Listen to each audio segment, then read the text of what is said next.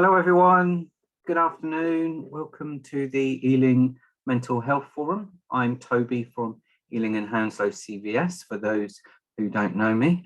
So thank you for joining today. We've got a jam-packed agenda, so I'll just give it a couple more minutes for everyone to join the meeting and then we can start.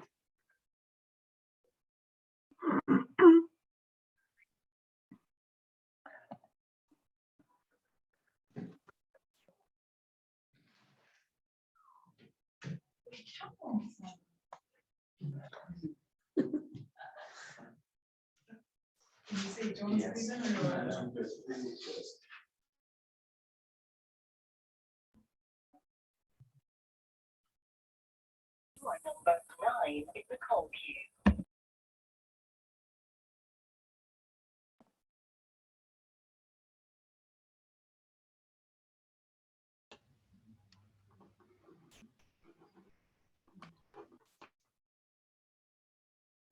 Okay, so it's 12 o'clock and I know there's going to be people coming in and out of this meeting, but we can make a start. So if there's anyone new to this forum, if you could just introduce yourself by popping your name and email address into the chat box, it'd be really helpful just so people know who you are, rather than going around doing introductions that can take quite a while. So we've got quite a big agenda today. So I'm just going to see if Daniel's here to give us, we're going to start with an update from Mint. Can't see him just yet. Whilst we're waiting for him, I might move to an update I'm going to give if about you have examples, please send them volunteering. I know that Peru and Maggie from the Job Centre are very keen to find out about this, but I'm recording this and they're going to be joining later. But just to give you an overview of supported volunteering service, this ran back in 2017 it started, and it was funded by the big lottery fund, and supported volunteering would find people facing mental health or physical health issues, volunteering placements, because it can be so overwhelming for people in terms of the process of finding a suitable volunteering opportunity and the process, and a lot of paperwork and applying online, and that can be such a huge barrier to people who just really need that sort of personal face-to-face support, to have an initial conversation about, they might not know what they're interested in doing, or they might just want to know what's out there. But I delivered the service a few years ago, and I used to get referrals from West London Mental Health and from Disability Department of the Job Centre. So I'd see a huge range of people from different backgrounds. And the change in people was absolutely immense when they started volunteering, and it's a 12-week placement, and people do 1 or 2 days a week, whatever they really want to do. It's there's no hard and fast rules, and then I'd introduce them to a suitable organization or doing a whole range of different roles. It could be working in charity, volunteering in charity shops, or it could be volunteering in groups in gardening and parks in Ealing, or it could be helping out with admin or web support things, whatever people are interested in, or wherever they want to develop their skills.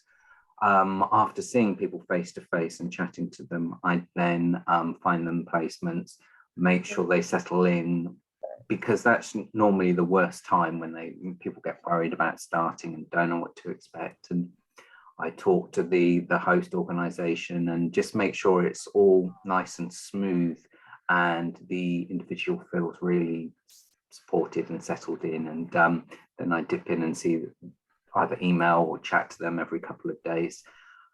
And of course, once they've completed 12 weeks, they can then use that as a reference if they want to get a job, or maybe they want to do some more volunteering. They might want to continue what they're doing. but there were some really impressive outcomes, because some people I saw, I'd introduce them to an organization and they start volunteering, and just to see their whole sort of persona change over a matter of weeks, really, to build their confidence back, to have that sense of purpose and routine. And some people then actually found employment with the volunteering organization. Some went on to find paid employment elsewhere, but it was just such a good stepping stone. So I'm really pleased to say that that is back, and it will be up and running shortly, and it's funded by, I'm just going to share my screen. It's funded by Ealing Council, because I approached quite a few different places, but finally got some funding. Here's just a web page that's going to be about the program, Give Back, Feel Better. And yeah, we should be up and running with that very soon, and people can self-refer. This time it's focusing on purely mental health, because before it's mental health and physical health issues. Of course, people with physical health issues often face mental health ones as well. So they can still be included in that. And also it's got a focus on people from I can never pronounce it, LGBTQ plus background. So because there's very little out there for that community at the moment, and we'll be delivering a social activity, social support program at West Ealing Library for LGBTQ people. So look forward to that. Now I can see there's some hands up, or it was Gina. Gina, did you have your hand up? Yeah, I did. Hi, Toby. Hello there.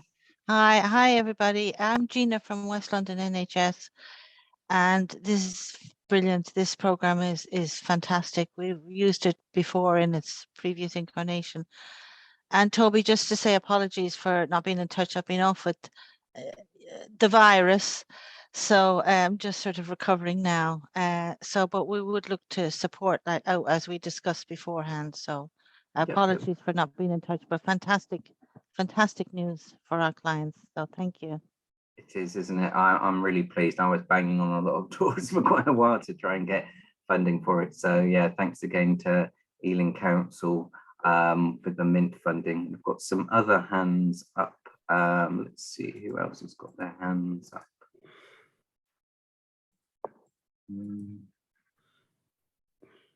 Is it you from each, Steve? You got your hand up? Yes, it is. I'm in disguise today. Just a quick one. You've said it's a London Borough of Ealing funded service.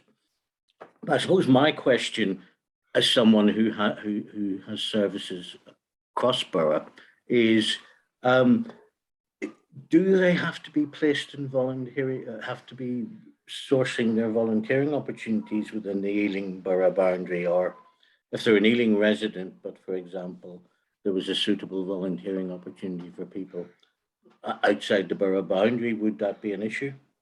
Sorry if that seems like a daft question, but that's... No, it's not at all. I always say with these things, there's always flexibility, just because there's a border of a borough. If there's something an opportunity that's really right for that individual, then it doesn't really matter if it's a few miles over into a different borough. It's really all about what's right for the individual. So yeah, there's total flexibility there. No, I was just thinking, because obviously we do have mental health services in other boroughs, including Hounslow. So I was just curious, because that obviously widens the opportunities for the individual concerns. Definitely. Yeah. Okay, thank you for that. Cool. Is there another hand? I don't think so. I think that's... So yes, as soon as we, I'm not sure if it's going to be internal appointment or whether we'll be recruiting for that. For some reason, the but as soon as that person is in post, then we will be able to start the program. It didn't like this card either, so I'm wondering if it's the card. I'm just gonna. I think someone's needs to mute. 827 344. Can't work out. Let me try and mute. I think that's it. So yes, we will get the service running as soon as possible, and of course I will be able to train, support and advise that person, because I've done the role exactly myself before. Okay, And I'm familiar with the processes and referral processes. So as a project and a service, it will be up and running very quickly. So that's good 4929. news. I'm just going to... It's Haley's mic's on. I think it's Haley. 1969. Right, I will try. 1009.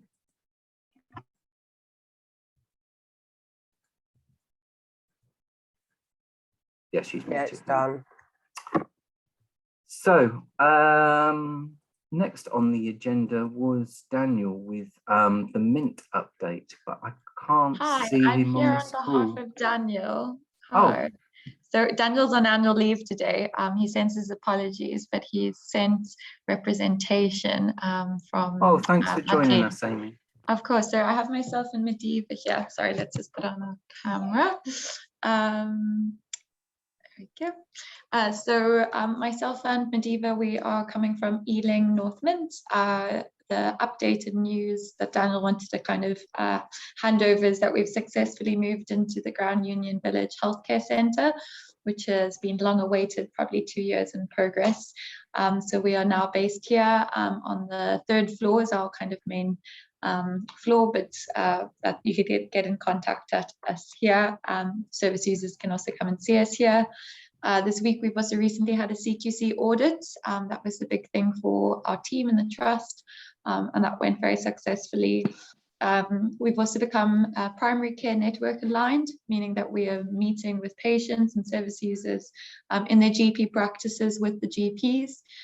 So we're able to see service users at their locality and based in their community, and having a lot closer collaboration with the social prescribers at the GPs, as well as the GPs themselves in providing adequate primary and secondary mental health.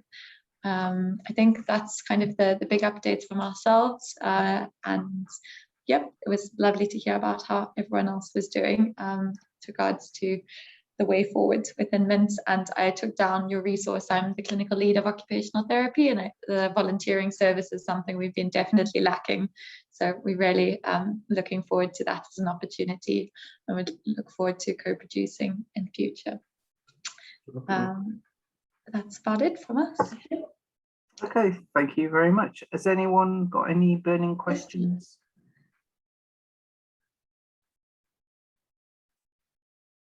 No, I don't think so. Well, it's good to hear you're in your new home. Yes.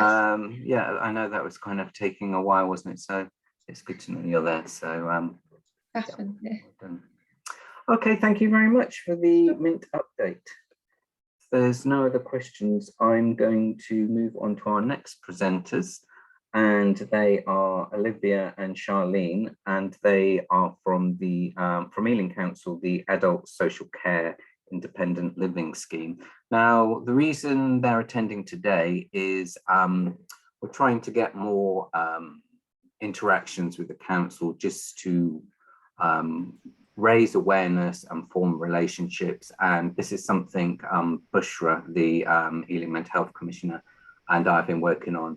And she's kind of given me a list of people I should contact and invite them each meeting, just from the council, to come and talk to us, just to help form those relationships. Because in the past, when we've done it, it has been very successful in terms of forging those connections and relationships. So I thought it a good idea to have a presentation from this division, and I have got the I'm going to share it because I've got the presentation. I'm going to drive it, so I'm going to share my screen, and here we go. So it's Olivia and Charlene. So welcome, thank you for joining us. Hi Toby, thanks for inviting us to this meeting today. As you correctly said, me and Olivia are just going to do a short presentation just to give you an overview of adult services, and particularly the independent living service team, which Olivia and myself are part of. So I and Olivia are part of the locality team within the Independent Living Service. I'm a team manager in the Acton locality, and Olivia is the team manager for Southall locality. Toby, do you mind moving on to the next slide, and I'll just briefly go through what we intend on discussing today. So what we intend on doing today is just providing an overview of the structure of Ealing's adult social care. We'll give you an overview of the Advice and Referral Centre, which I will probably refer to as the ARC Centre. A bit of background about the legislation that underpins our work and the eligibility criteria, the screening process and outcomes, the locality team structure, initial assessments, and locality team review process. And at the end, we'll give everyone an opportunity to ask any questions. Okay, to move on to the next slide. Yep. Sorry. So I won't spend too much time on this slide because, like I said, we'll go into more detail in the next slides. But this is an overview of adult social care. For the purpose of this presentation, I'm going to take you through the pathway that's highlighted in orange, because that particularly relates to the Independent Living Service. So as you can see, you have the Independent Living Service, and from there you have the ARC team, which is the Advice and Referral Centre, and the Hospital Assessment Team. So they essentially act as the front door to the Independent Living Service. The ARC team accepts referrals from people who are in the community, so people in their own home or people in care homes, and essentially anyone who's not in an acute hospital ward. Because those who are in a hospital ward, acute hospital ward, they will be referred directly to our hospital assessment team. So those referrals would be sent through on what we call an assessment notification. During the pandemic, that did change slightly to discharge to assess. So the wards would refer to the hospital assessment team using a discharge to assess form. However, since April of this year, we're slowly moving back to business as usual. So although we do still accept D2A forms, we are going back to receiving the assessment notifications. Then you have the intake team that comes down from the ARC team. Again, I won't go into much details on this slide because we will cover it in more details in the next slides. And then you have the ECP team. Now, the ECP team is attached to our hospital assessment team, and they predominantly manage discharges for people who require short-term intervention. It may be that they just need a short-term package of care to facilitate their discharge back into the community. So it might be a reablement package of care for up to a period of 4 weeks, just to get that person back to baseline once they return home. And then you have the intake team, which manages our initial referrals. So any new referrals that come into the Independent Living Service are managed by the intake team. Once the intake team finish their intervention, and it's felt that the person needs to support longer term, then that case will then filter through to one of our 5 locality teams, which could be Acton, Southall, Central Ealing, or Central Greenford and GMP, depending on where the person lives within the borough. And then you also have the safeguarding and DOLS teams that process all safeguarding referrals and deprivation of liberty requests from care homes usually. Sorry, okay to go to the next slide? So yeah, just to give you more information about the Advice and Referral Centre. The Advice and Referral Centre is the main front door for residents of Ealing with physical disabilities to access adult social care through the Independent Living Service. The Advice and Referral Centre uses strength-based conversations to support residents to access most appropriate support for them to achieve their desired goal. ILS is a multidisciplinary department providing short-term intervention to prevent, reduce, and delay needs, as well as long-term care and support.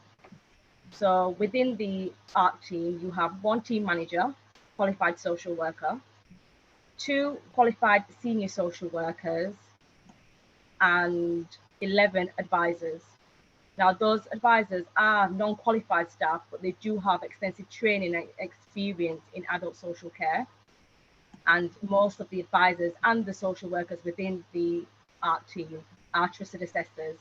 So they can assess for low-level equipment within a person's home, such as rails, stair rails, grab rails, toilet seats, commodes, etc. Thank you, Toby. Yeah. Okay, so the legislation that underpins our work is the Care Act 2014. So once a referral reaches our ARC team, then depending on the need, they would be put forward for an assessment. Now, to see whether a person is eligible for services from the local authority, they would have to meet the criteria based on these 3 following questions. So the first one is, does the person have a physical health condition? As a result, are they unable to achieve 2 eligible outcomes? So those are the eligible outcomes you can see on the side there. I won't bother going through each and every one of them. But as a result, are they unable to achieve 2 of those outcomes? And are they having a significant impact on their well-being? So if the answer is yes to 3 of those questions, then they would be eligible for support under the Care Act. And similarly with safeguarding, in terms of the safeguarding pathway, we answer again 3 questions, ask again 3 questions. Does the person have care and support needs? Are they at risk, or are they experiencing harm? Or as a result of their care and support needs, are they unable to protect themselves? So again, if the answer is yes to those 3 questions, then we will progress with a safeguarding concern or referral. In terms of the referrals that the ARC team do not accept, those include housing applications or repairs, referrals for medication administration, residents who do not meet the eligibility criteria, those who are referred for pressure care, because that will be done via health services, mobility aids, and support with the mental health team, because there's a separate pathway for referring into the mental health team, which would be by our team. In terms of the types of harm that we consider in the safeguarding element of the Care Act is physical and domestic abuse, emotional, psychological abuse, financial and material acts of omission, neglect, sexual abuse, modern day slavery, self-neglect, and organisation abuse. Things that are not covered under safeguarding include non-compliance with medication, mental health crisis, Care Act requirements, because Care Acts will come under the first pathway that I described, crimes, especially where the person is in immediate risk and danger, and historic crimes. If you could move on to the next slide, Toby. Thank you. So once the ARC team screen the referrals, these are the usual outcomes for a particular referral. So one could be no further action. So this is usually where a person declines the referral or refuses to give consent for the referral to progress. Or it could be that the person belongs to another borough, so we would signpost them to the relevant borough that the person belongs to. Another outcome would be to give the person information and advice, and then signpost them to community services. Those services could include, for example, signposting them to the DWP. It could be age concern. It could be a service called Hestia for floating support, etc. So there's a wealth of community services that we can signpost customers to. Another outcome could be a referral to our occupational therapy service or our reablement team. So that's for people who would benefit from short-term support that would prevent the need or prevent their needs developing into long-term needs, essentially. So that could be a reablement package of care where a person needs support for up to 4 weeks just to get them back on their feet and up and running, particularly after a hospital discharge. And then the final, most common outcome would be a referral for a Care Act assessment, a carer's assessment, or a safeguarding inquiry, which refers back to the previous slide I described. Next slide, please. So yeah, I'll hand you over to my colleague Olivia to discuss the locality teams and how they function within the independent living service. Hello, everybody. I'm not sure if I'm visible. I've switched on my camera. I'm sorry, it took me some time. I'm Olivia. I'm one of the team managers in one of the locality teams, the Southall locality team. Thank you, Charlene. Following what Charlene said, once a person is considered as eligible for a Care Act assessment, the case is then transferred over to the intake team and then on to the locality team. Let me quickly go through the locality teams. We cover clients 18 and above. The borough is divided into a few localities to enable us to cover all these localities, and that would be Acton team, Central Ealing team, Central Greenford team, Greenford Perivale and Northolt team and Southolt team. So each of these teams, locality teams, would have a team manager, a senior social worker who is like a deputy team manager, and between 6 to 10 social workers in each of these teams. Each of these locality teams hold on to about 300 to 400 cases each, and these cases are for people who have long-term ongoing care needs. Most of these cases, once they have come onto the locality teams, remain with the locality teams to mostly till end of life. There are only very few instances where we are in a position to discharge our duty of care of a client. So usually people who have been referred to as 18 and above tend to remain with us, unless in some cases where they no longer need input from social services. So this is the locality team. The cases following the initial referral from the ARC team, it will come on to the intake team. What intake team what intake team tends to do is they will have the new referral. They carry out initial assessment, what is to see if the person meets the eligibility criteria under the Care Act assessment. If the person does, they carry out a strength-based assessment. During the time of assessment, there is a possibility that following an assessment, the person might not meet the Care Act criteria, eligibility criteria for care and support. So the case can be discharged at that time by providing information, advice, or signposting, either of them. But if that is going to go ahead, then the case is allocated to a social worker who will carry out a Care Act assessment, and based on the eligible needs, will do a support planning, which the support plan would be based on a least restrictive option for the client.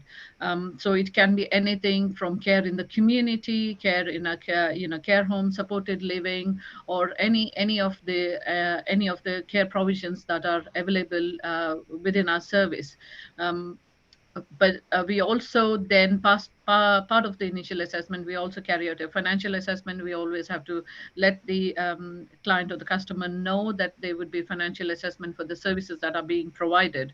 So this is what the initial assessment, when a new client comes into the service, this is what happens. Then following that, the case is then reviewed, because initial care and support services have been offered and put in place. So this is reviewed in generally between 6 to 8 weeks time, to see how best the care and support services is working for the client. If there has been an improvement, there are times that we would possibly put in reablement services, where a client will then be in a position to be independent following the intensive input of reablement, and in those instances we may discharge our care at that point. If a person is reviewed and assessed to need long-term care, then the customer or the client will have ongoing care and support. And then the person is then transferred on to what I previously said, the locality teams. Locality teams then hold on to the cases of customers who have ongoing long-term care and support needs. If you go on to the next this is the kind of things that once it comes into the locality team, the cases cases remain with the locality team till end of life usually. Those cases remain with us for the customers to be assessed annually, but in some instances wherever there's a change in circumstances, the case gets allocated to a social worker who will carry out a review or a reassessment based on the customer's circumstances. Again, part of the assessment will be liaising with other professionals and family members, friends, whoever are significant people around the customer. That will all be part of the assessment when they are carrying out the assessment. Part of the assessment will also be the mental capacity assessment or referral to other services like the OT or the signposting. Following a review reassessment, there may be a change in the support planning. If there has been a significant change in the customer's care needs, then there will be change in the care and support that is being provided. Again, once that has been done, there will be a review, and then the case will be transferred on to what we call is the duty system. Like I said, we have about 300 to 400 cases in each of the locality teams, and we have about maximum of 10 social workers, that is in rare instances. So the ratio is such that all of the cases cannot have allocated social worker at all times.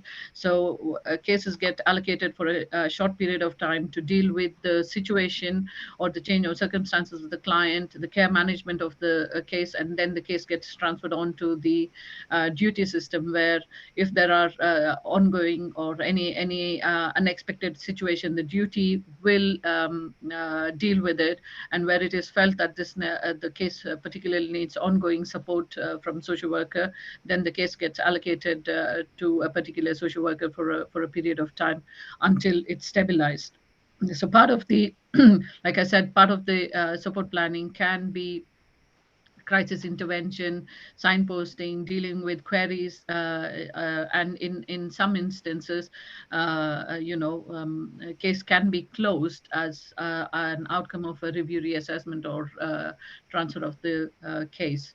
But otherwise, where a person is deemed to have long-term care and support needs, the case continues to go through this cycle where a person is reviewed, support plan is put in place, then they're on the system, then they get reviewed. Generally, in a year's time, we carry out an annual review unless there has been a change in circumstances. So this is what happens with the customers who are known to social services. And in the meantime, when the person does have safeguarding issues, then the safeguarding team gets involved. We work together with the safeguarding team. Or if the person goes into the hospital, then the hospital team also gets involved in the hospital discharge processes, or we liaise with the hospital team to work with the clients which are known to the locality team. We also get cases, new clients who are not known to social services but have ended up in the hospital, and then following discharge from the hospital, they then are transferred on to the locality team. So the locality teams get cases from our intake team and from the hospital team, and then they remain with the locality team for a very long time. So this is mainly our involvement in the independent living services social work team. Thank you. If there are any questions, we both are. Yeah, I know Gina's got a raised hand. First of all, I want to say thank you very much, Charlene and Olivia. That was so useful. I mean, it clarified so much in my head. There was lots of gaps of information for me personally. I hope it was as useful to everyone else as it was to me, because I just find things like this, just giving that helicopter view, so helpful. And yeah, thank you very much. That's really useful. Right, let's go on to the questions. Gina. Thanks, Toby. And thanks, Charlene and Olivia. I agree with what Toby said about, getting to understand the structure. I suppose my question is partly as working with the West London NHS and partly as a local resident of Ealing.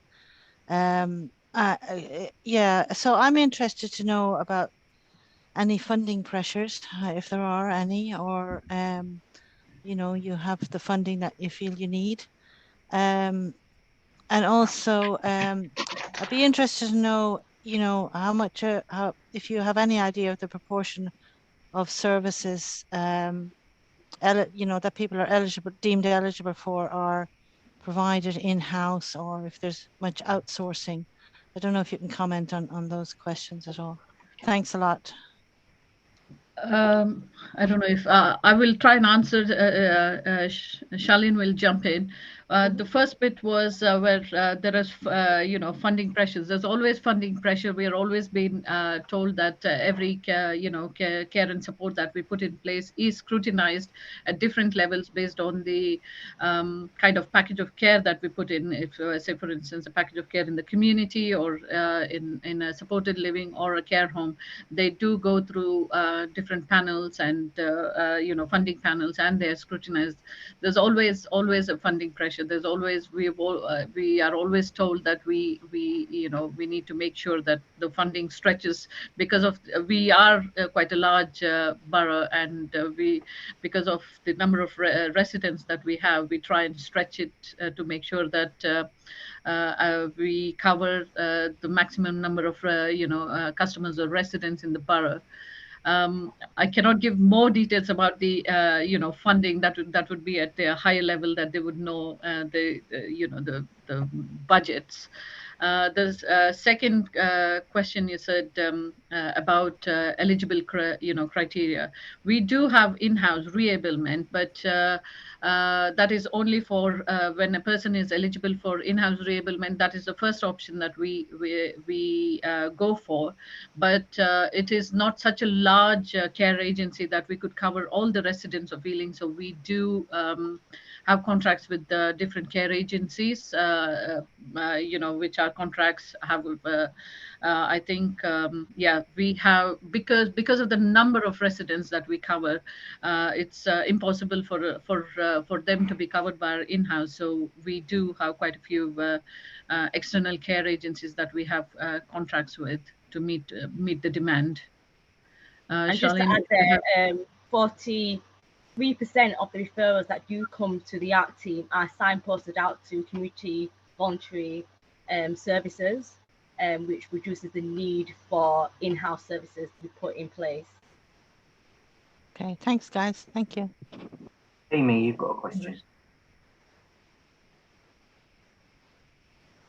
Hi, thank you so much. This was really helpful presentation with regards to understanding what you're able to provide. I was just intrigued with regards to the role of occupational therapy.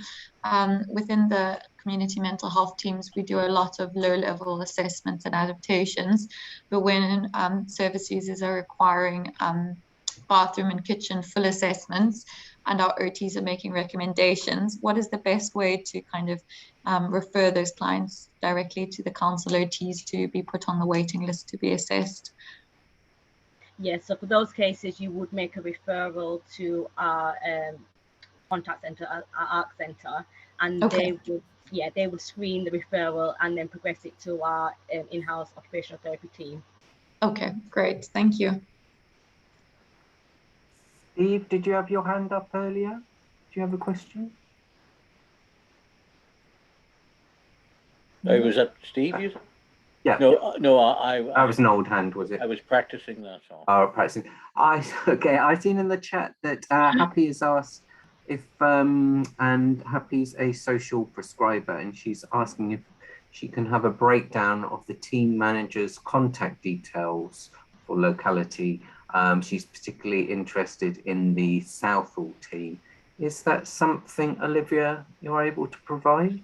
We can. I would ideally give. We are happy to provide our duty emails, unless if it is a particular need to contact the managers itself. I'm the Southall team manager, so I'm happy to share my details. If do you want it now? I'm not sure who was asking for it. Yeah, great. Sorry, it's Happy. If you could, sorry, Toby, to interject. Is that okay? Yeah, of course. Yeah.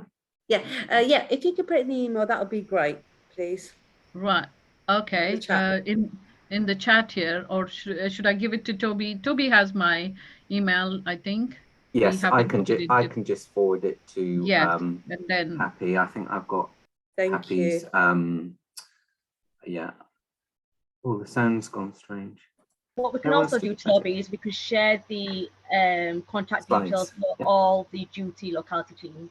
Yeah. And, then you can, and it's fine for me to share the slides as well, isn't it? Because they were really useful. Is it fine by you for me to share the slides? Yeah, that should be fine. Would be very helpful. Yes. Thanks, Charlie. Yeah, cool. Happy, I'll get Olivia's details to you shortly. Thank you. So next on the agenda is me again.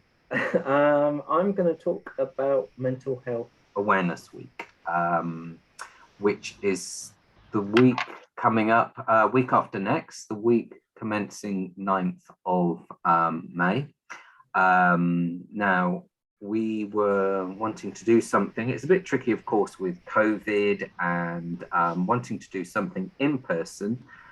But we thought, as we have the venue, because we're based in West Ealing Library, we have decided to, on the Tuesday, Wednesday, and Thursday when the library is open, we're going to have an event. It's a drop-in, and the theme this year is loneliness. And Befriend have put together a display, a visual display of, and some kind of tips on how to alleviate loneliness. Simple tips like introduce yourself to your local shopkeeper and things like that. So we're going to have a whole display. Well, I'm also inviting anyone, any local services who want to pop in as well. Keeping it kind of flexible, you don't have to commit to a particular day, but if you want to come along and bring any sorts of leaflets, that would be great. We've already got a lot of material relating to mental health services. Can everyone hear me okay? The sound's gone a bit funny. You can, it's just, yeah, that's good. So I'm going to show you, we'll start off really with the posters that are going to be promoting this event, and I'm going to send some similar ones to you that you can send on to your service users. And just going to share my screen. So here's the posters that are going to go up next week in the windows of West Ealing Library. I've lifted these from the website about Mental Health Awareness Week, and oh yeah, those are just dates. I thought interesting here things like this to put in the window. Feeling loneliness affecting my mental health. My poor mental health has made me lonely. And things about our workplaces also changing. Hybrid working, less kind of interaction face-to-face with people can make people feel lonely. Just some information about loneliness in general. Pandemic has given rise to a sense of loneliness and isolation. Yeah, so these are going to go in the windows, encouraging people to come in, see our display and talk to people. We're going to have some link workers as well coming along. I've been talking to Gail, and she's going to be helping with this and promoting it. Got a comms lady at West London NHS. She's going to be promoting this as well. But I've got some posters to send to you all, or flyers that I thought people could send to their email out or hand out to their service users.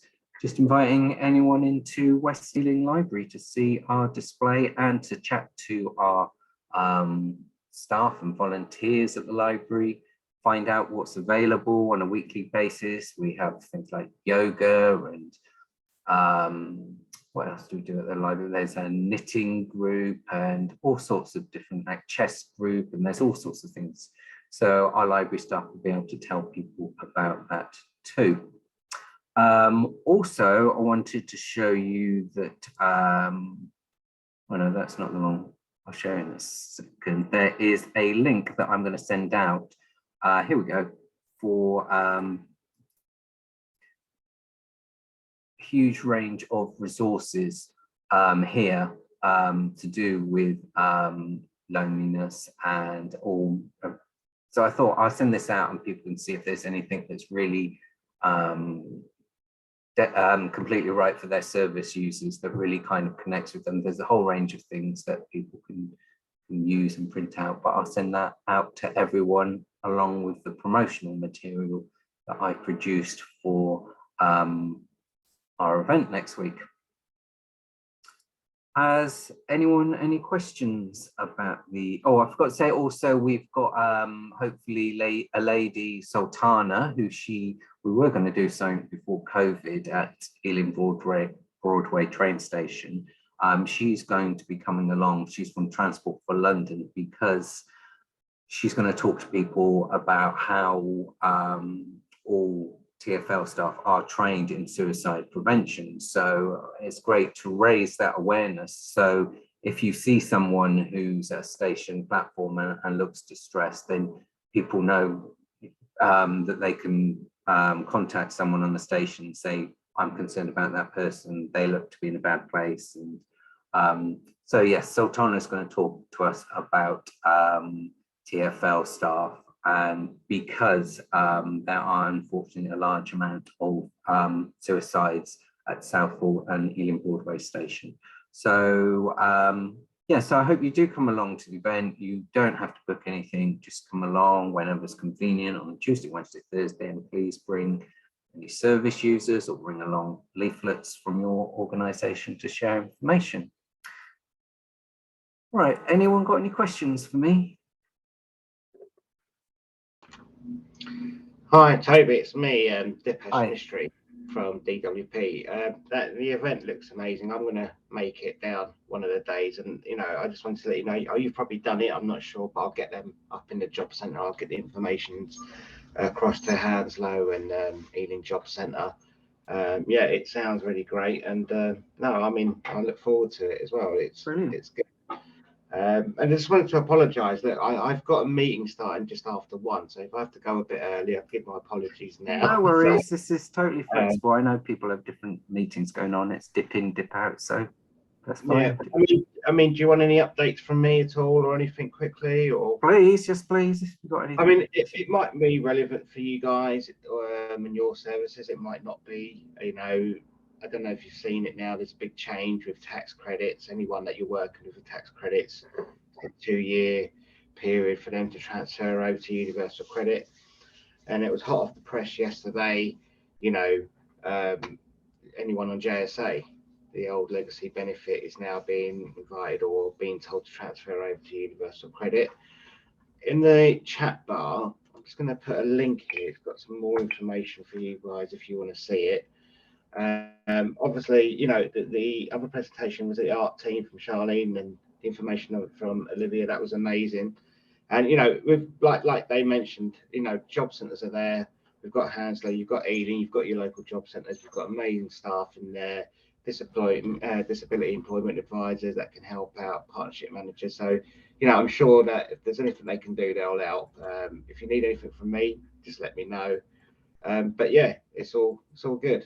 But yeah, I've just put the link into the chat for you to have a look at what what the next couple of years probably are looking like. Great, thank you. All right.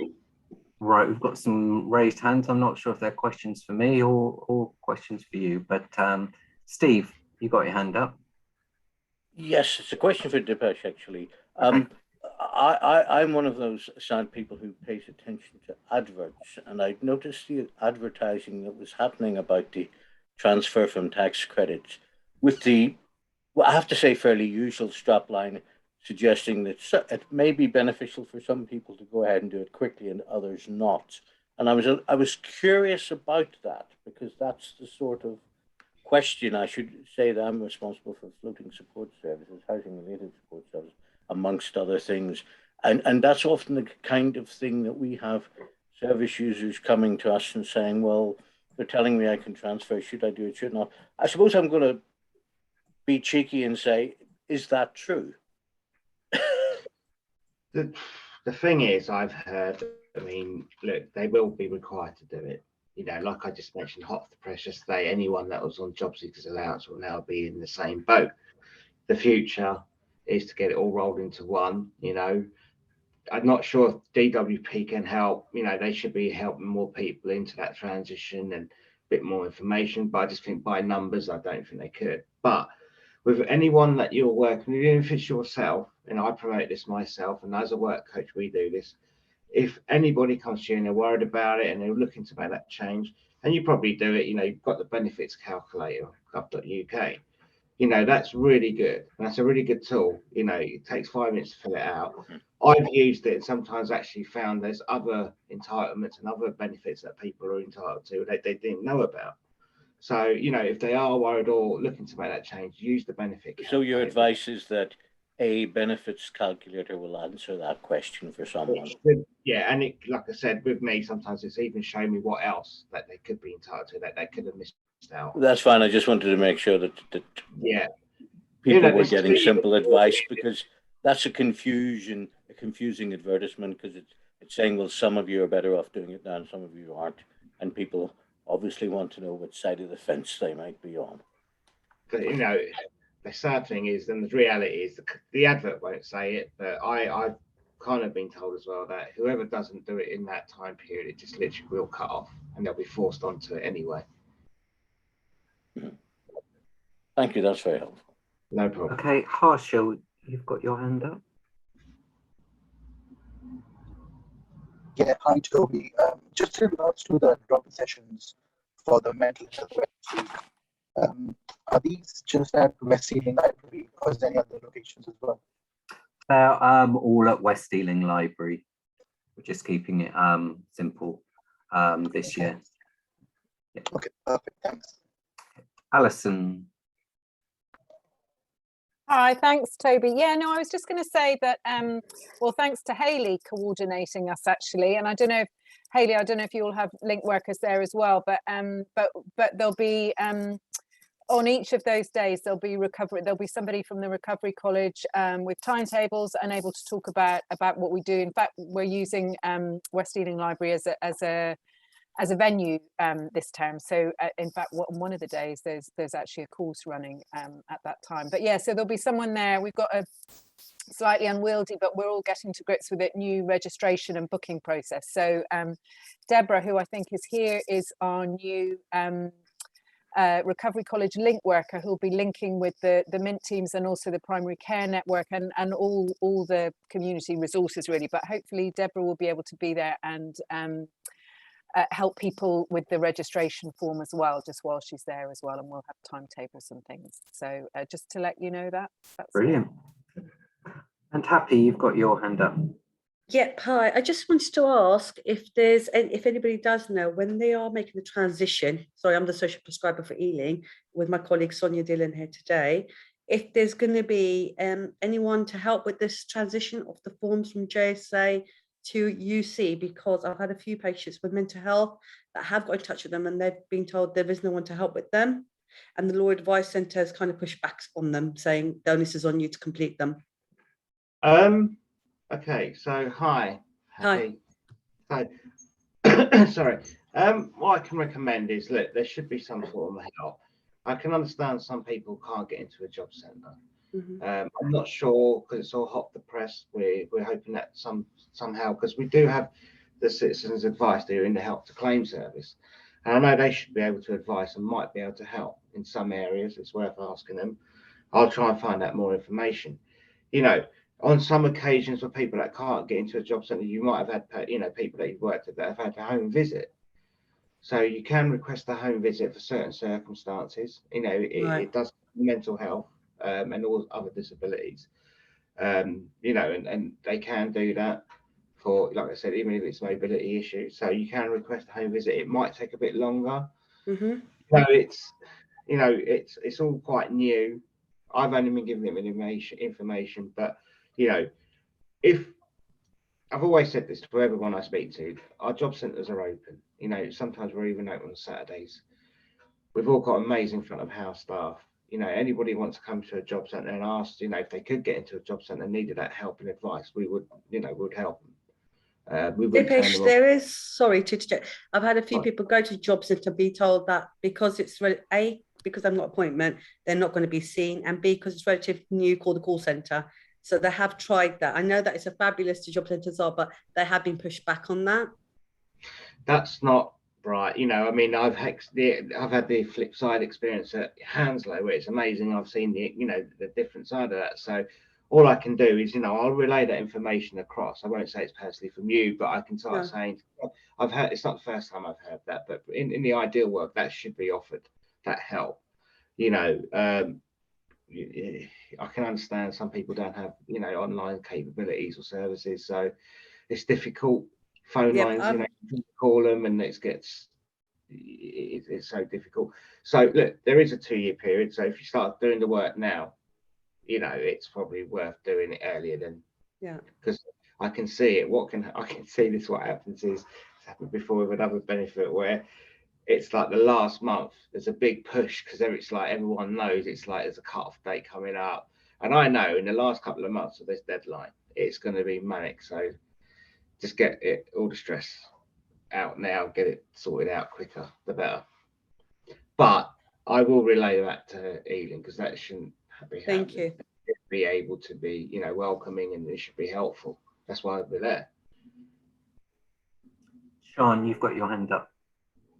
Yeah, I was just speaking this morning to a couple of people from the DWP, and they said CAB Harrow has won the Help to Claim contract, so they're helping to support people with the transition of the legacy benefits. Well, that's good to know.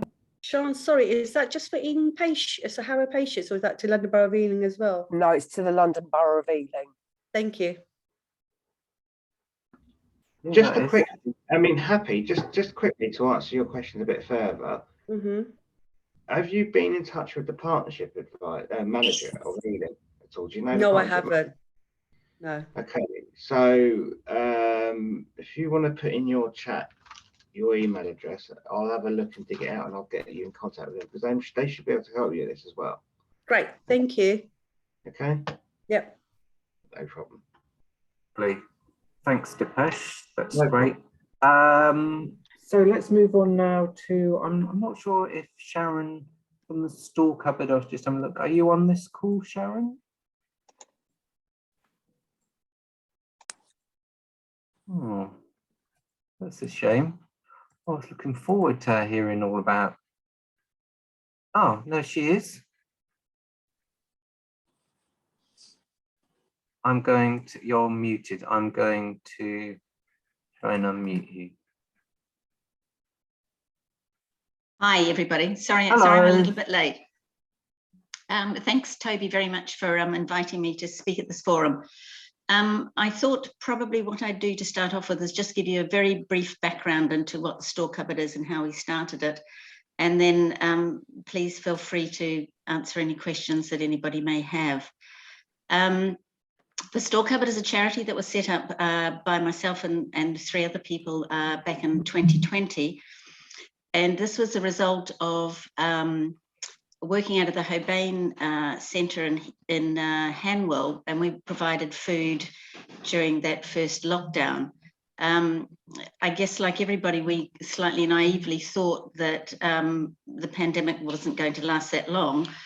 And we were thinking about how we could support people ongoing after people had lost jobs and things like that, and how we could support them with food in a way that was slightly different from the food bank. I myself have been very involved with the food bank ever since it first started in Ealing, so I'm very aware of how that sort of functions.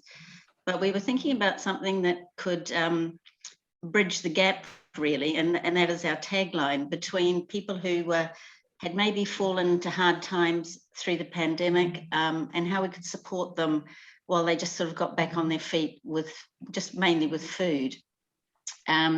So we looked at a lot of models, and we based ourselves on pantry models, which are very common, and there's quite a few actually in East London, the south of London, and across the countryside.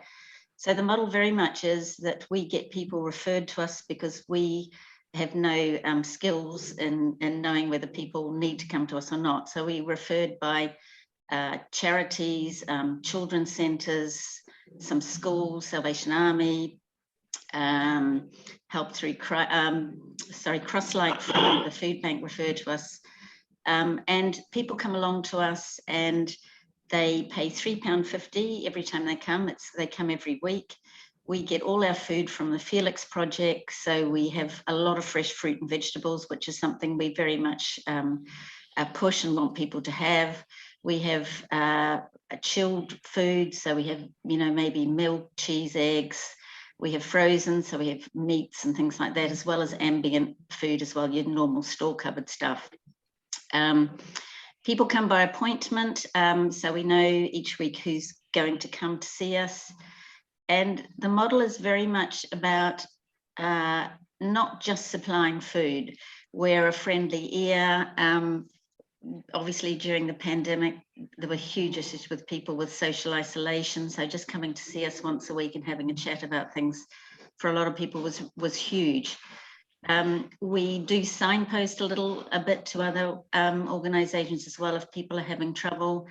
But we just want to provide a nice safe space where people can either talk to us, and if we can't help, at least they've had the opportunity to sort of offload some of the things rather than being dismissed as people often are. People only stay with us for 6 months, and the reason behind that was so there wasn't a dependency on us. It was very much, just as I said before, hopefully bridging the gap. This can be slightly problematic, and we do talk to our referrers quite a lot about whether people do need to or stay with us a little bit longer. Obviously, in some cases, there's no amount of signposting that we can give to people that are really going to change their circumstances. So we are sort of open to that. Although, having said that, we're very small. We're only open 2 days a week. So if we have the same people all the time, or we don't, nobody moves on, we're just going to have the same sort of people we have, year in and year out. So it's trying to sort of, give everybody a little bit of a chance. So I think that's it in a nutshell, but please do ask questions because I'm sure there are quite a few. I'm going to go first with my question. I was really interested to find out about if you do any recipe cards and things like that, because I've put in funding bids to do kind of online cookery courses and vouchers at greengrocers, because thinking about healthy eating, vegetarian food goes further and it's healthy and tasty, but lots of people don't know about, perhaps aren't able to, they think cooking's really difficult, making perhaps a delicious Indian meal, when if they have the support or the recipes, they can make a really tasty curry and things like that. Do you do any work like that with people at all? Well, actually, funny you should say that, Toby, because I guess like all these things, when you first start them, there's a huge learning curve involved, even though we had gone around to visit various other pantries. And that was very much one of the things that we were going to do. But, actually what happened was we found that people were telling us how to cook stuff. It wasn't the other way around. Their cooking skills were just extraordinary. And I think it was one of the lovely things, and it's very leveling, and how we got to now get to know our clients quite well, is a discussion you just may have over the fruit and vegetables that we happen to have there. And food is a very leveling, nice way for people to talk about things, and then it goes forward, and often they open up about a lot more stuff. So in the end, I think they actually need to provide recipe cards for us, to be honest. So maybe it's more about targeting the people who perhaps use Ealing Food Bank and have a lot of processed food, and they're the ones perhaps who should be kind of encouraged to move on to you, and perhaps they might not have the cooking skills. Perhaps, but as we all know, there's many different reasons why people aren't cooking as well, depending on their circumstances and where they're living, and do they have cooking just facilities. reliant on a microwave, and that's it. Yeah, it's never quite as clear cut, unfortunately, as that. Right, let's see who else has got some questions. Gina. A lot of questions today, Toby. Thanks very much. I don't show up and then for ages. Anyway, Sharon, thank you very much. This is really interesting. I was talking to a colleague who volunteers at the food bank in Hounslow, and she told me that with the rising fuel costs, that people are requesting more ready-made food because they can't afford to cook whatever is being given. I mean, I don't know about everybody else in the room, but my fuel costs have doubled. So what it's like for people on a really low income, I can't imagine. Yeah. Have you noticed anything like that? And do you think that will affect your the store cupboard at all? I think in certain ways it definitely will, and we've also heard these stories from our lovely families about, you know, these just enormous rises in heating and fuel costs. You know, I mean, the one thing that we can be slightly grateful for is we're going into summer, but of course that's no help really going forward. We do, I think, still all our families are mostly, one of the reasons they really do like coming to us is very much because of the fresh fruit and vegetables. So I think they're thinking about other ways of dare I say, smarter ways of cooking. So, you know, if they're cooking, they'll batch cook, or they'll do a lot at one time, so the oven's not repeatedly on. But yeah, it's tough. I hear exactly what you're saying. I mean, we do get ready meals supplied by Felix. So it'll be interesting, as you say, to see going forward whether that will change. Quite shocking, really, isn't it, to have to think about not only people can't afford the food, but can't even afford to cook it. It's shocking. Do you want to come back, Gina, and say something? No, thank you. Just thanks, Sharon. Thanks, Toby. Sean, you've got your hand up. Hi, Sharon. I was just two questions, really. First of all, I wondered how your numbers of referrals had changed throughout the pandemic and whether they were starting to tail off. And the second thing was, what is the referral process, which you may have mentioned and I could have missed? No, I did. Thanks for the question. Good question. Sorry, I didn't actually go sort of delve into that at all. I think we could probably, throughout the borough of Ealing at least, have 20, 30, 40 store cupboards. And when we first started off, one of the things was, probably slightly naively, I suppose, was the idea that it would be a little bit of a blueprint, really, to roll these out across the borough. We're very happy if somebody else wants to do that. We can obviously help them along their way, but it is quite a lot of work. And the £3.50s, of course, we get from our clients every week doesn't really make up for the shortfall and the things that we need to buy to make sure they're there, because of course things like cooking oil is a huge, you know, people really love that. So we've got to sort of often provide other food, and Felix, we never know what type of food is going to come.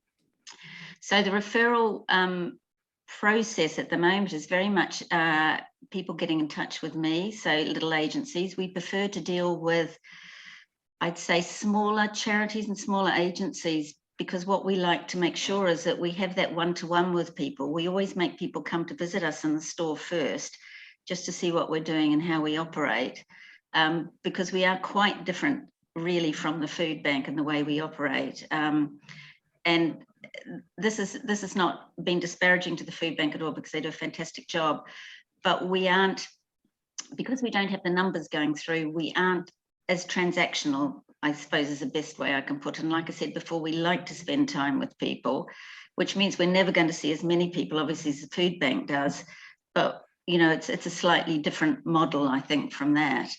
In terms of the numbers of people, we tend not to, dare I say, advertise, because we'll be flooded, but we do sort of say to each referrer that there's only 5, they can only refer 5 families or 5 people, because otherwise one referrer would, you know, at the moment I think we've got 40 families. They average about 4 per family. So we probably feed 160 people over the 2 days that we are open.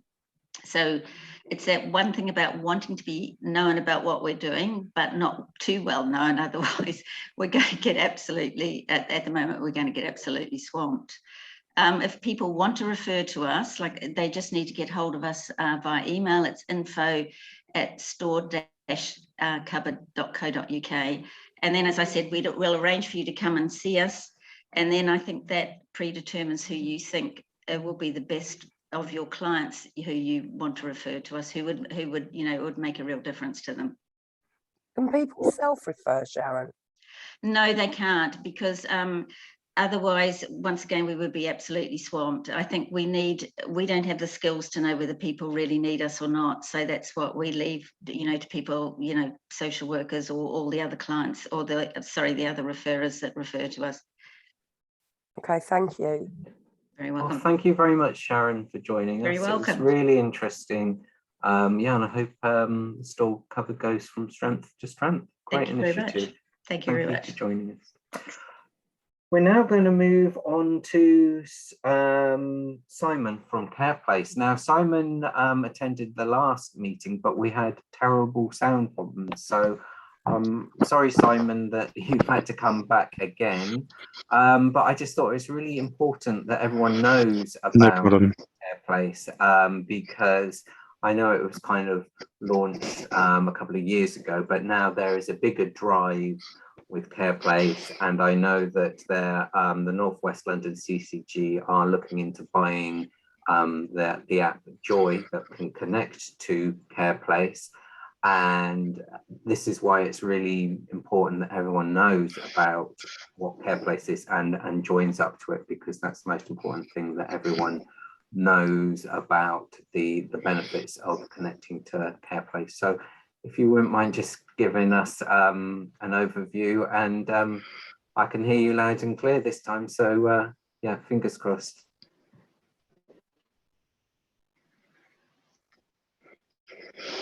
Fantastic. Good news that you can hear this time. Yeah. So yeah, hello everyone. My name's Simon Riggs. I'm from the Commissioning Alliance. The Commissioning Alliance are the organisation that in case we are an organisation. We have places our front-facing directory to our bridge system that authorities use. I hate to tell you, Simon, but you're breaking up. Social care, but I'm here today to talk about the directory. And Simon, do you want to turn your video off because you're breaking up again?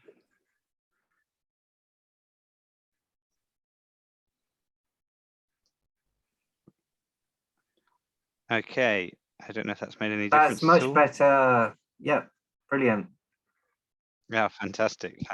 Okay, I'm in a different place with different internet, so I thought it would be better this time, but never mind. We'll get there. Hopefully we'll get there. The sound is perfect. So yeah, oh, fantastic, great. So CarePlace is our front-facing directory. And lots of our local authorities use it. So Commissioning Alliance is a membership authority. We're local authority owned and run. We were born out of the West London Alliance. So CarePlace is one of our products, which is essentially owned by local authorities. Local authorities sign up to different parts of what we do, whether it's adults or children's or the front-facing directory. So the directory is online and it's able to be accessed by service users. We went to promote it at a social prescribing event yesterday over in Ealing, which was really good. So we want social prescribers to be able to sit with service users, go on to CarePlace, find all the services they need.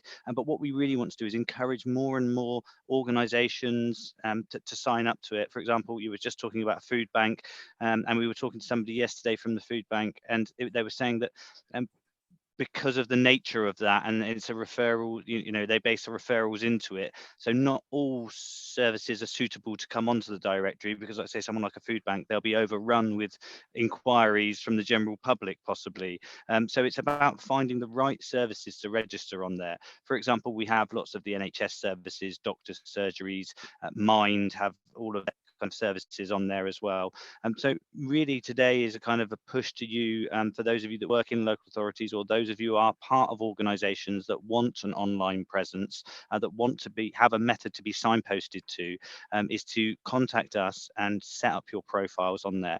We've been putting on training events with Ealing as well, Ealing and Hounslow, where providers can come along and they can start the process and I can support them. We know that some of these kind of smaller organisations, charity, voluntary organisations, don't necessarily always have a person there that or have the resource to be able to put into this, or the technical knowledge to be able to set up profiles and manage online profiles. So we just want to be able to offer that support to anybody that is interested in getting an online profile on there. And like I say, these online profiles will be used by local authorities, by social workers, by social prescribers, even by GPs are recommending CarePlace as a place that people can go on and find activities, whether it's for health and well-being, or whether it's for mental health or medical services. And we're trying to get as much on there as possible. I think lots of directories have come and gone over the years, and this is one of our issues, that they get set up, you set up a profile, it becomes out of date. So what we do is we have the local authority manage profiles. So profiles have to be checked every 6 months or year, however the local authority set it up, and you'll be sent a reminder as a user, if you're an organisation, is this information still correct? And it's just a matter of clicking yes, so that we know that it's still correct and still up to date, because what we don't want is out of date profiles. So if events are happening every third Saturday of the month in a park, somebody comes along, it turns up to a park, and then nothing's on. So we do have to have that mechanism of keeping profiles up to date and making sure the information is correct.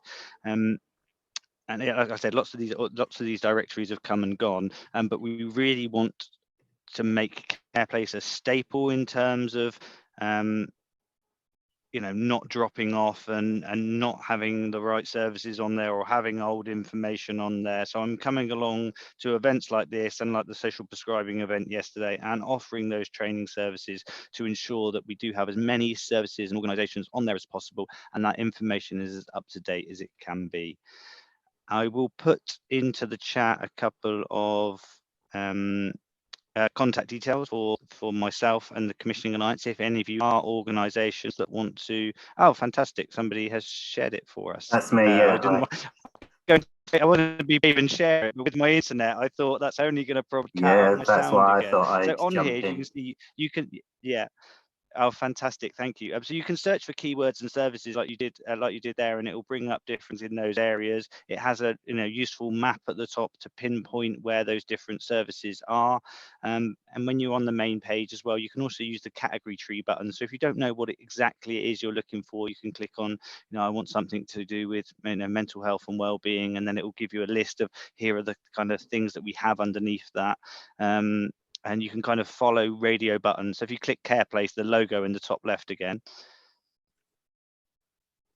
you click on that, take us back to the page, and you can scroll down and you can see just below here, you've got if you just scroll down slightly, you've got or choose a category, and these are our category trees. And I was saying, whether it's you want something to do with support at home and carers, or health and well-being, or living at home, you can click through those different buttons and it will say the sorts of things we have under there, residential homes, and then there you go, and it will bring up a list of those, and with that useful map of where they are, profiles with contact details, and to enable service users to be able to find information themselves.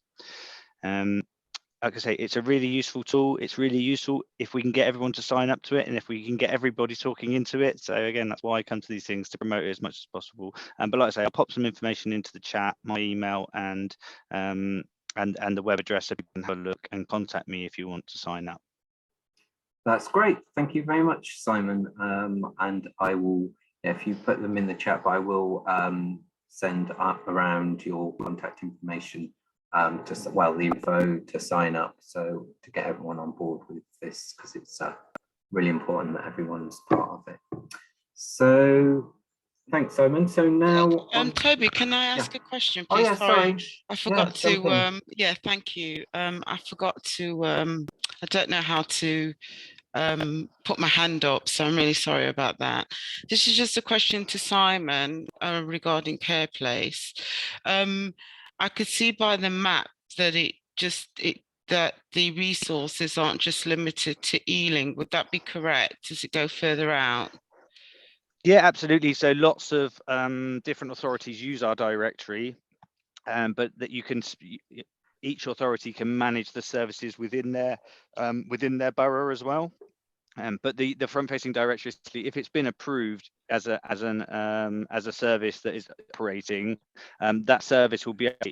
If we only operate in Ealing, then it might only appear for people who are specifically looking in Ealing. But if they say they operate in multiple boroughs, then they'll appear under lots of different searches. So really, that's kind of down to the providers and the organisations to set the parameters of what they want, how they want to be found, and who they want to be found by. But it's also, we do manage that a little bit with local authority teams as well, so they can approve things for their authority or multiple authorities or nationwide searches. Wonderful, thank you. So I know, Toby, I know you're going to circulate the information. So in that information will contain how to sign up for CarePlace. Is that correct? So there are some training events happening, I believe. I'll have to check who's the details of that. But we do put on regular training events through Ealing and Hounslow.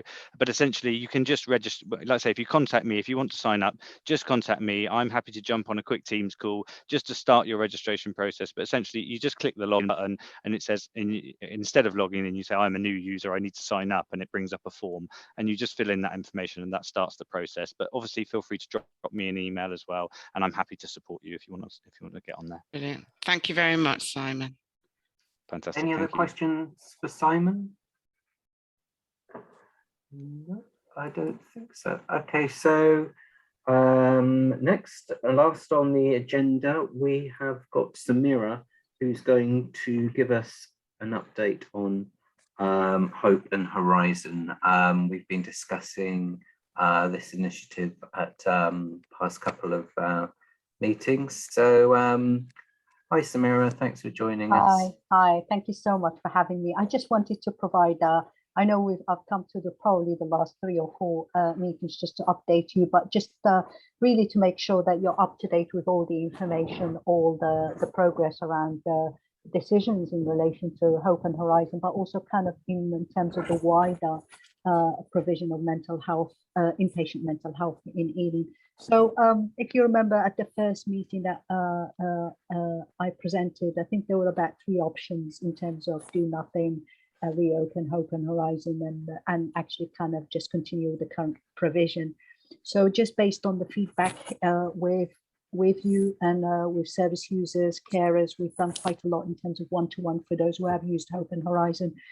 Carers councils and the community forum and a few others. What has begun to emerge is we went from 3 options to 8 options, and 3 are directly actually kind of as a result of the service user engagements that we've done. I think just in terms of where we are at the moment is really kind of thinking about, so how do you make sense of the detail of the description and recommendations against each option? What's really began to emerge is actually, regardless of what options you consider, there's some non-negotiables almost.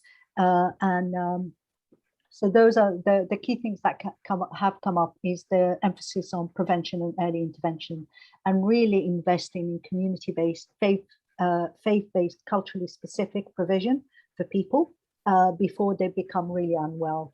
And when in crisis, the idea is that people are much more likely to go to where they feel familiar rather than where the best service is, if that makes sense. So, and people where field familiar is closest to home. So what services, and they tend to end up in A&E. So what services and what provisions you can have in A&E to really support those who are going through crisis. There has been some highlights around some of the really good practice programs like Amadeus Recovery House, so to what extent we can begin to do more of those. The last one was very much around transport and access to transport. I don't think there was any conversation whether it's with carers, service users, or wider community that hasn't come up. So now the option and the recommendation is to really look at providing transport for people who may need it. And also kind of any out-of-pocket expenses for both patients, service users, and carers. At the moment, in terms of where we are, in terms of the different stage, we have Sharmake from GOSAD and Lactair that we've been working with, who are both members of this forum, and it was as a result of this forum, as well as service users who are helping us with the recommendations and the options.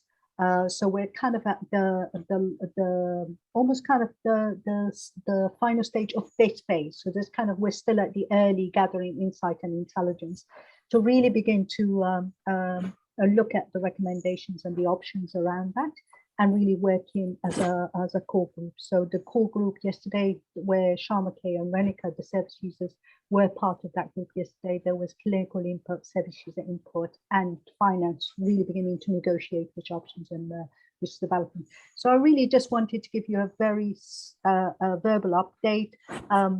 What wasn't in the early initial stages was very much the prevention, early interventions, and post the step down. So post leaving hospital support, and that's kind of firmly embedded in that. I'm happy to take any questions if there's any queries that people want. But again, like I said, I'd like to come back to this forum just to update you as things progress. Thanks, Samira. Okay, anyone got any questions for Samira? No, I don't think so. But thanks so much. And yes, please do join us at the next one for another update. That'd be lovely. Thank you. Okay, so before we end, I've just got a couple of minutes. I'm just going to share some more things on my screen again, because I just wanted everyone to see this newsletter from Mind, because there are some interesting things. I'm just going to share screen. And I'm going to forward this email, but I thought there's lots of really interesting new initiatives.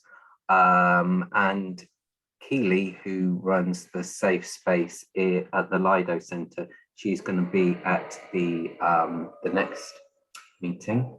So maybe she can run through some of these initiatives. But there's going to be Safe Space, emergency departments, Know My Mind, Clear Your Mind, a new hoarding service. It's great to have that. I haven't seen anything about hoarding for absolute years. Dual diagnosis, and there's also this Wellbeing West London directory. I know I've been talking about Care Place.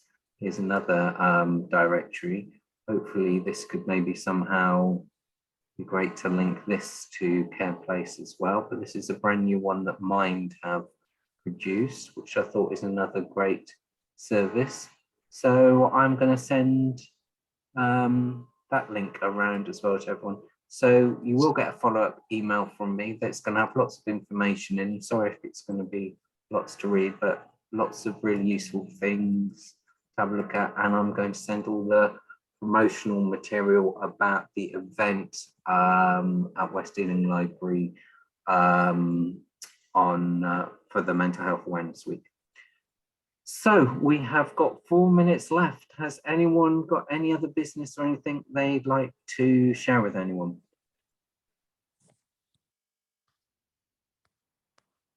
I don't think so. Can't see any hands up. So thank you all for joining. And Peru, yeah, you got your hand raised. Yeah. Hi. Hi. We just want to say, I don't know whether it's whatever news it is good or bad, but all the customers on the other benefits like ESA and JSA, they all will be getting very soon transferred to Universal Credit now. Yeah. So I think, I don't know whether Deepesh mentioned it because we joined a bit late. So not sure about it, but this is going to start very soon, maybe by next month. And I think they'll be doing it slowly within 3 months. So just for the service users to know this could happen, the customers could have problems, digital skills, etc. So just to make you aware of it. Yeah, Deepesh gave an outline of that, so that's really good. All right. Okay. And I will send you some information all about the supported volunteering program that is coming back. So, or if necessary, we'll catch up separately, Toby. yes, of course, yeah. Okay, thank you. Alison, you've got your hand up. Yeah, just very quickly, Toby, you just mentioned hoarding. We've actually got a new, it's running for the second term course about to keep or not to keep, learning about hoarding. 3 sessions. I'm just checking, it starts on the 10th of June, just in case anyone knows of anyone who might be interested. So it's 2 hours online. Wow, that's Just to really let you good. know. Yeah, Okay. that's great. Alison, Thank you. Alison, would you send the details to Toby? It's happy, sorry, so we can forward Yeah, on. I think, Toby, you sent out our timetable. Would you be able to do it again? Yes, I will indeed. That'd be brilliant. Thank you. Okay then. Well, thank you everyone for joining, and enjoy the long weekend, and look forward to seeing you all at the next mental health forum. Great stuff. Thank you, Thanks, Toby. Em. Great Bye, bank holiday everyone. weekend, everyone. Bye, bye, bye, bye, bye, bye, bye, bye, bye, bye, bye, bye, bye, bye.